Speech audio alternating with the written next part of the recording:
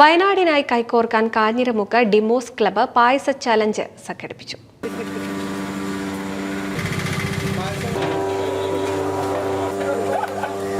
പായസ ചലഞ്ചിൽ നിന്നും ലഭിക്കുന്ന തുക മുഖ്യമന്ത്രിയുടെ ദുരിതാശ്വാസ നിധിയിലേക്ക് കൈമാറും. ഒരു ബോക്സിന് 100 രൂപ നിരക്കിലാണ് നൽകിയത്.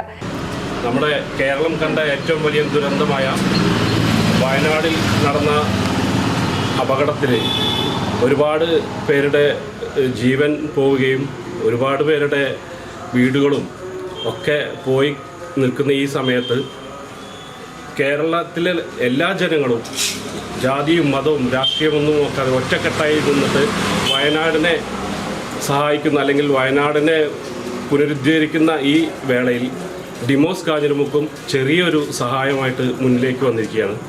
ഇപ്രാവശ്യം ഞങ്ങൾ നടത്തുന്നത് പായസ ചലഞ്ചാണ്. ഇതിൽ നിന്നും കിട്ടുന്ന എല്ലാ പൈസയും ഞങ്ങൾ മുഖ്യമന്ത്രിയുടെ ദുരിതാശ്വാസ നിധിയിലേക്ക് കൈമാറും. അതിപ്പോൾ 2 ദിവസത്തിനുള്ളിൽ MLA മുഖേന കൈമാറാനാണ് ഞങ്ങൾ ഉദ്ദേശിക്കുന്നത്.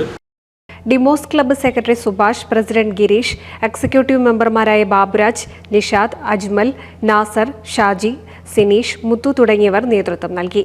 NCV news, Maranchery.